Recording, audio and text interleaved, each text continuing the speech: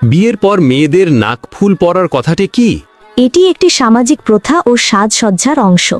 বিয়ের পর মেয়েদের নাকফুল খুলে রাখলে স্বামীর অমঙ্গল হবে, কথাটির বিধান কি?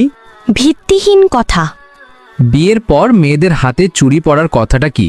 এটি সৌন্দর্য ও সাজসজ্জার অংশ। খাবার খাওয়ার সময় সালাম দেওয়ার বিধান কি? জায়েজ। ইসলামে বিয়াতে গায়ে হলুদ অনুষ্ঠান করার বিধান কি? নাজায়েজ। কোন পাপের শাস্তি দুনিয়াতেই দেওয়া হয়? পিতা মাতার অবাধ্যতা। নামাজ না পড়া কোন ধরনের গুনাহ? কবিরা গুনাহ। কিয়ামতের দিন সর্বপ্রথম কিসের হিসাব হবে? নামাজের। শুক্রবার দিনটিকে সর্বপ্রথম জুম্মা হিসেবে নির্বাচিত করেন কে? হযরত সাদ ইবনে জারারাহ। সর্বপ্রথম পাপ কি? হিংসা অথবা অহংকার। হযরত আদম আলাইহিস সালাম পৃথিবীতে অবতরণের পর সর্বপ্রথম কোন ফল খেয়েছিলেন? হুল ফল।